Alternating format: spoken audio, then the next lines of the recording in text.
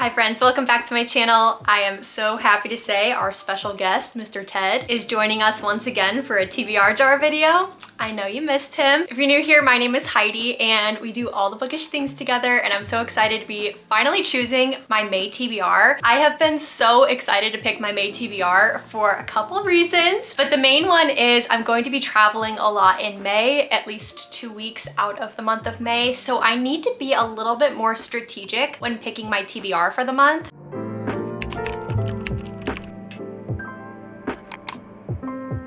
It is also literally the perfect day. It is torrential downpouring, hence why Ted is all sleepy today. He is being such a goober right now, if you could see him. And we just get to talk about books. Rainy day, get to talk about books, get to plan my books for next month. Talk about a perfect day. Because I'm doing a lot of travel, I kind of realized I can't really pick my May TBR the way I normally do. And if you've been here a while, you know I always have my trusty TBR jar, and I've used this every month this year so far in order to pick my monthly TBR. I think it's worked great so far. This pertains to my physical TBR, and to be quite honest with you, when we travel light. I'm talking 2 weeks traveling abroad with a backpack. We don't even bring a carry-on suitcase. It's carry-on backpack only. So we're hitting some nice warmer weather places. We're also hitting some cold weather places. So I have to be really careful with what I'm packing when it comes to my outfits, which means I'm very limited on space, which means unfortunately, I already know May is not going to be the best month when it comes to my physical TBR card. And that's okay, that's gonna happen. I just wanted to prepare myself now and not like finish May and feel like, oh crap, I didn't get to any of my physical books. Like, it's okay, you're gonna have off months and just give yourself some grace. But because of that, I thought it would be kind of fun if you and I pick Kindle books together. And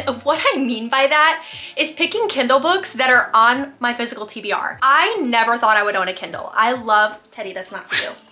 I know, I told you you wouldn't like it. I never thought I would own a Kindle. I love having physical books. However, I traveled so much last year and realized like I would finish a book halfway through a trip and then I would end up like buying books on the trip, and then I would have to figure out how to get those books home, and it just didn't work. And so I did get a Kindle late last year, and my goal this year was to maximize using my Kindle when I can, which is especially when I'm traveling. What that means though is last year I loaded up my TBR cart, and I'm starting to realize now that I'm using my Kindle a lot, I own so many physical books that are also available on Kindle Unlimited. And when I say so many, I mean probably at minimum 20. And I'm talking like big name books, right? Like The Poppy War, that's on Kindle Unlimited. That's a huge book series, very popular book series. And the fact that it's on Kindle Unlimited is kind of crazy. So I started to realize my niche books that I usually read are on Kindle Unlimited, but there are also a lot of really popular books that are on Kindle Unlimited as well. I'm excited to just kind of take a look at my physical TBR and see like what books am I interested in reading this month? What am I in the mood for? What genres? How long of books? Am I looking for like a good combination of romance and fantasy with some good palette cleansers in between? Like, what am I interested in this month? So my thought is, like usual, I always try to pick 8 books. Of those 8, 2 of the books have to be on my 25 and 2025 reading list. Those are my priority books for the year. Luckily, this was not planned, but so many of the books that are on my 25 and 2025 list are also on Kindle Unlimited. So I'm going to take a look at those first, see which ones I still need to read, check if they're on Kindle. We'll narrow those down first, and then I'll use the TBR jar, pick some prompts, and try to pick books that I know are on Kindle Unlimited, or at least see if they're on Kindle Unlimited. And if they're not, we'll just pick a new prompt until we find something that is available on Kindle that I can bring on my trip. I also want to show you what my book club reads are going to be. So my Fable book club just voted, and everyone, like half the group, agreed that they wanted to read Our Infinite Fates. This is one I'm excited about. I have heard some mixed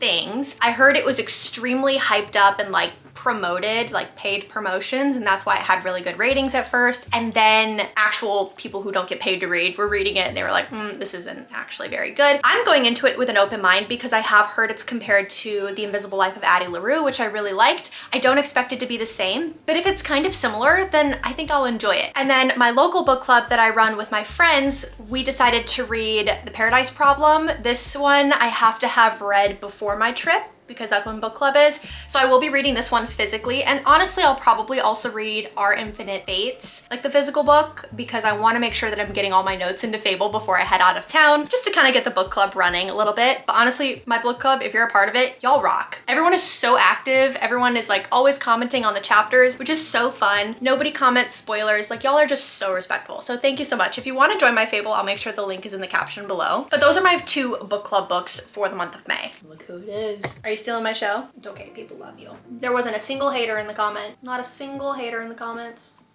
They all love you. Little pity Ted. Alrighty, mister. Okie dokie. Okie dokie.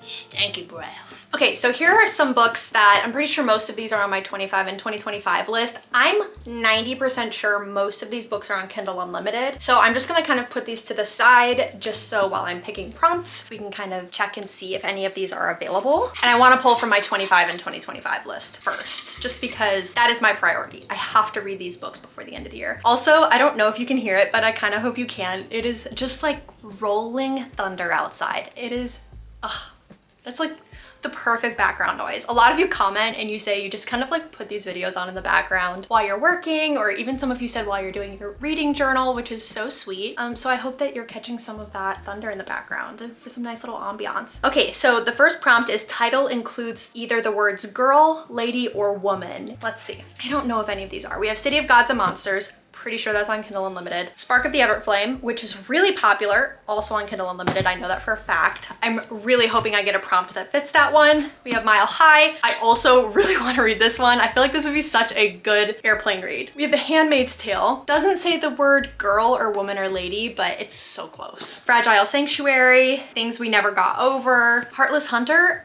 This was a soft DNF for me, but I'm pretty sure it's on Kindle Unlimited, so I'm hoping that this one fits the bill for something. And Song of Achilles. Pretty sure that's on Kindle Unlimited as well. So, okay, so none of these 25 and 2025 fit that prompt. So we're going to shift to the TBR cart and see if anything fits. Now, my TBR cart, as you know, is top to bottom, and there's books on the back as well. So there's a lot of options. I'm just gonna see if there's anything that includes any of these words. We also have Daughter of No Worlds. I'm thinking like girl, lady, woman, daughter. I want that to be an option so bad. Do I even have a book that has a title that matches this? Okay, well, technically I have Girl Abroad. This actually might be on Kindle Unlimited, I'm not sure. But this was on my TBR for April, and it's still April while I'm filming this, so I don't want to choose this one, but we'll put this one on the back burner just in case, because it very well might be on Kindle Unlimited, which would be awesome. Moving Castle, Legend Burner. Ooh, we do have one. We have Local Woman Missing. This is a thriller. I have a friend who's read this. She said it's really good. So let's see if it's on Kindle Unlimited. I always check on my phone because I feel like it's easier to search Kindle when you're on your phone. It is. Okay, it's on Kindle Unlimited. So we are going to add this one. Okay, so Local Woman Missing is about Shelby Tebow. She's the first woman to go missing. Then Meredith Dickey goes missing, and her 6-year-old daughter Delilah vanish blocks away from where Shelby was last seen. After an elusive search that yields more questions than answers, the case eventually goes cold. Now, 11 years later, Delilah shockingly returns, the 6-year-old daughter that disappeared. Everyone wants to know what happened to her, but no one is prepared for what they find. Some people will stop at nothing to keep the truth buried. Why do I feel like this is gonna be like one woman ran away, the other woman ran away? That'd be crazy. I'm not saying that's true, but like, did they actually go missing, or did they like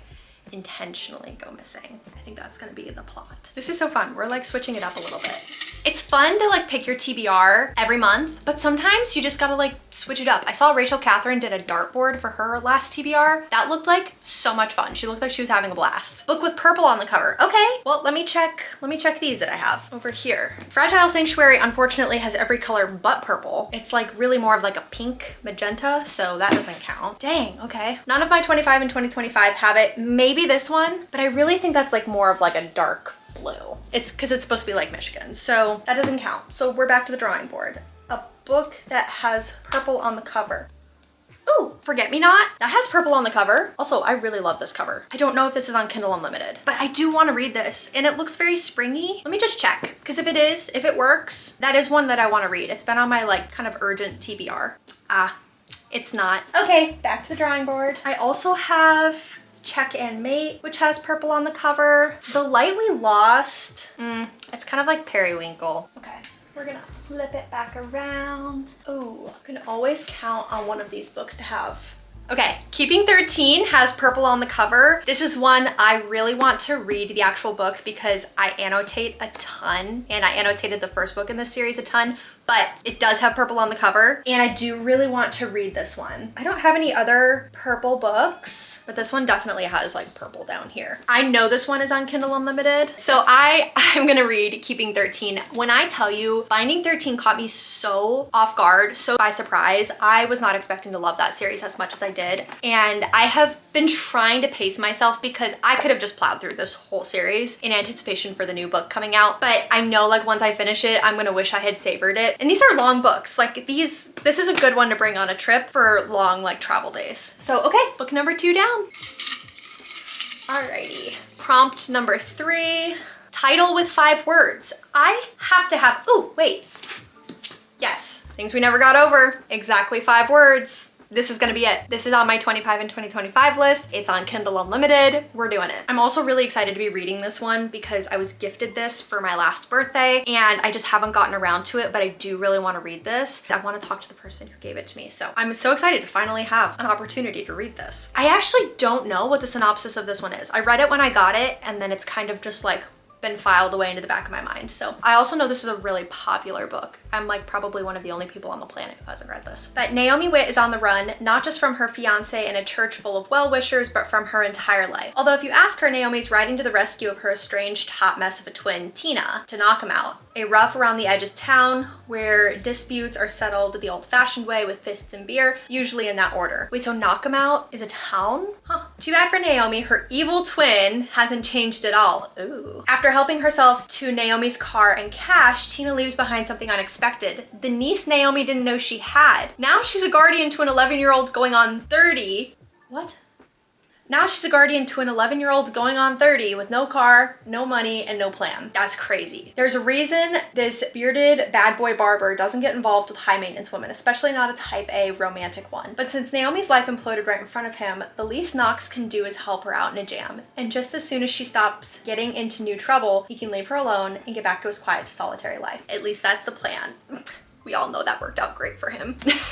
Wait, this actually sounds so good. I do love anything that's kind of similar to like a single parent trope. I also love books that have kids in them. They bring like such a unique dynamic to the adults and the conversations that happen. When there are children in books, the adults have to speak differently, which means it really kind of tests the author's writing, and I hope that she does it well. I don't know, I haven't obviously read this. You can tell when an author has literally never been around kids and they just insert kids into the story, and then you can tell when an author really knows not only how kids speak and behave, but also how adults shift the way that they speak and behave when kids are present. And so when you get a good author who knows how to write that, it adds an entirely new layer to the story. When it's done well, it is so good. So I'm really excited to read this. You know what? This one also kind of has purple on the cover too. I didn't realize that the lettering was purple. I thought it was a dark blue, but now I'm realizing it's purple. Whatever. Awesome.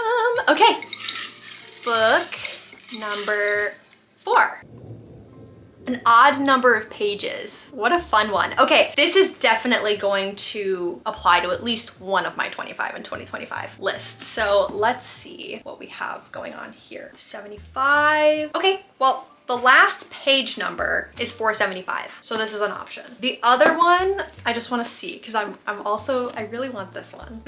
422. Okay, so it's not an odd number. Okay, so Mile High, I believe it's about a flight attendant for a hockey team. Yeah, she's been a flight attendant for years, but she starts working for the NHL as one of their flight attendants for like their private jets, and I think she like strikes up a romance with one of the hockey players. So we are going to do Mile High for a book with an odd number of pages. Obviously, the Kindle version might not have the same amount of pages. I know they kind of vary, but I'm kind of just basing all of this off of my physical books that I know are on Kindle Unlimited. So you know what? My game, my rules. Okay, next one. Mostly blue cover. Okay, well, I kind of already chose, all my books are really blue. I'm choosing some pretty blue books. Okay, book with a mostly blue cover. I would say these two are pretty blue, and this one has blue sprayed edges, so I feel like that just adds to the blue. This is like bluish teal, but it's also like really, really gold. Also, I heard some people don't like this cover. I think this cover is pretty cool. I don't know why I haven't read this book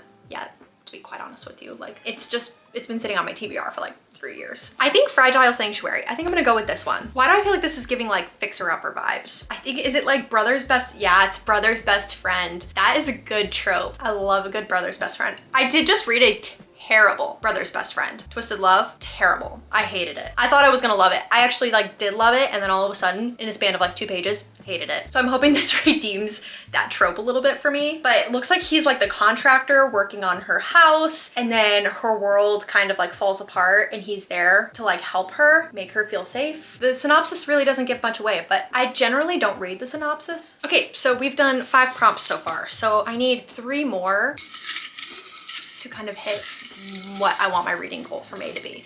The strangest cover on my TBR. That's a good prompt. Look at me surprising myself with my own prompts.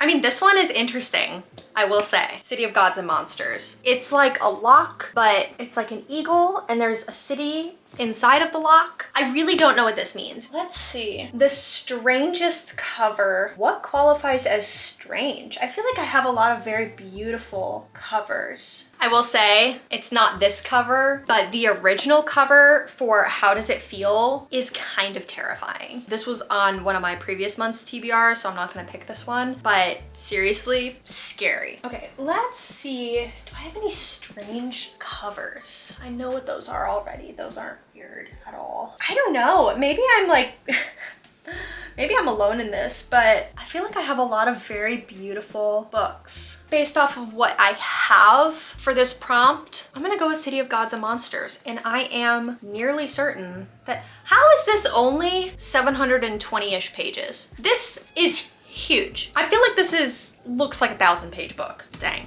Okay.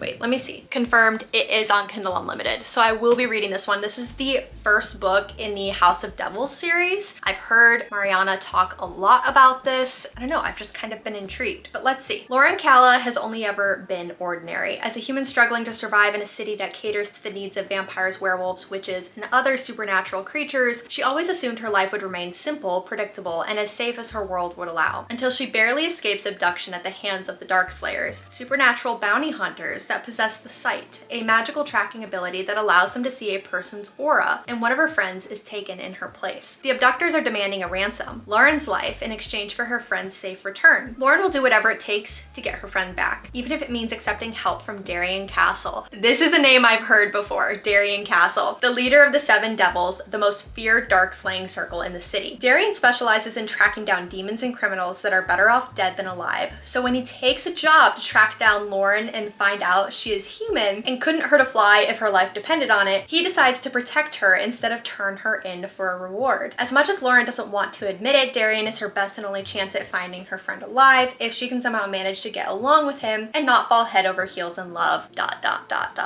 Yada yada yada yada yada, etc. We all know how this is gonna end. But I have been in a Crescent City hangover, and I'm trying so hard to like forget a lot about Crescent City because I want to do my reread. But I have heard if you like Crescent City, then you'll probably like House of Devils. And this is one, I will say, physically, this is a really heavy book. It's kind of one of those indie published. It's just got really thick pages, and so like holding it, it's dense. It's a big book. So reading this on Kindle, so much more feasible. I'm not really intimidated by the length of it.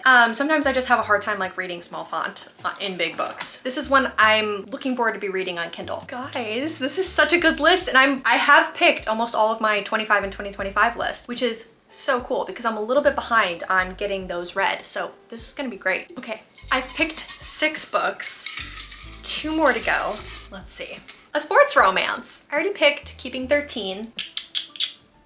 And off the top of my head, do I have any sports romances? I don't know. Especially ones that are on Kindle Unlimited. Yeah, it's not looking like it. I think the only sports romance I have is Deep End. I think it's a swimming romance. I'm gonna put this prompt back in the jar. I don't think I have anything that matches that. And I'm looking at my pile here, and I don't have anything for that either. A book about books or reading. That's cool. The Secret History, I'm pretty sure they study. They read a lot. I also have The Book Thief. I have The Midnight Library. I don't know if that's about books. The Secret History.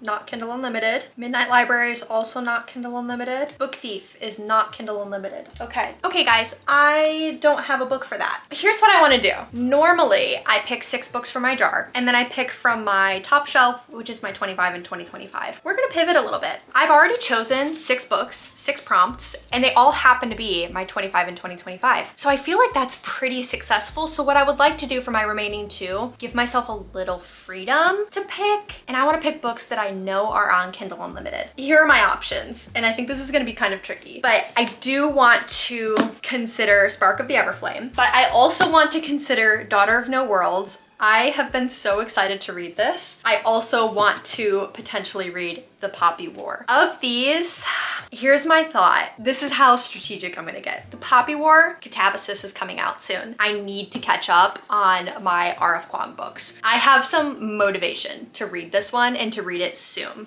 So, oh my gosh. And the font is tiny. Okay, that sold me because I want to read this on my Kindle. The font is teeny tiny, guys. We're gonna do Poppy War. I feel like I have a lot of fantasy here, but looking at my pile, technically, City of Gods and Monsters and The Poppy War are the only 2 fantasy or sci-fi books that I have. So with that in mind, do I want Daughter of No Worlds or Spark of the Everflame? Here's what I'm thinking with these. I think I'm gonna go with Daughter of No Worlds. And the reason is kind of ridiculous, but hear me out. I love these covers. I'm afraid that Carissa Broadbent is gonna get this series picked up by a traditional publisher and they're going to change the covers. And I want to own all the covers if I like the books. And so I want to read this one first to see if I even want to read the other 2, because if I do, I'll buy the covers and then I'll be safe. But I don't want to like wait too long to read this book because then those new covers might come out and then I'll have missed my chance. Spark of the Everflame, I want to read, but again, I want to own the whole series. And unfortunately, I only have paperback. All of the other books are coming out in hardback, so I have to wait a really long time for the paperbacks to come out, so I'm really not in a rush to read these.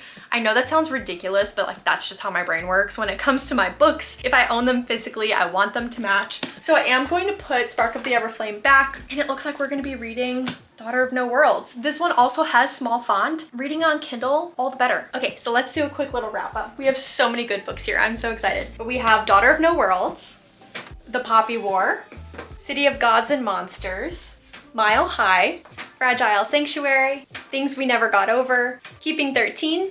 Oh, we're running out of room. And Local Woman Missing. Can we squeeze it? Ah, no, it'll just go on top. I also want to add, obviously with a lot of travel, I am probably gonna pop an audiobook in every now and then, but with like limited Audible credits, I am going to choose a longer audiobook. So I'm actually reading Priory of the Orange Tree right now. It's good. I definitely think I'm going to move on to book 2, but those books are so long, and just quite honestly, if it's gonna be a 24-hour audiobook, I feel like that is well worth the credit. I definitely think I'm gonna finish Priory of the Orange Tree before my trip in May, so that'll give me plenty of time to listen to an audiobook on this trip when I'm feeling a little maybe Kindle burnt out. But yeah, that is all for my May TBR. I hope you enjoyed. This was a lot of fun. I know it's a little bit different than what I normally do. I promise in June we'll be back to the typical programming, TBR jar, the whole thing. But for now, I feel like this is a pretty good way to continue to knock out my physical TBR and my 25 and 2025 list while traveling, just doing it on my Kindle. If you like this video, please don't forget to like and subscribe. I'm still pretty new to the YouTube book community, at least. Really excited to get to know some familiar faces in the comments. I do recognize a lot of you consistently, and I recognize you on other platforms as well. So if you want to connect, not on YouTube, but maybe Instagram or Book Talk, my links are down below. But thank you all so much for watching. I hope you have an amazing reading month in May, and I'll catch you for my next video. Love ya.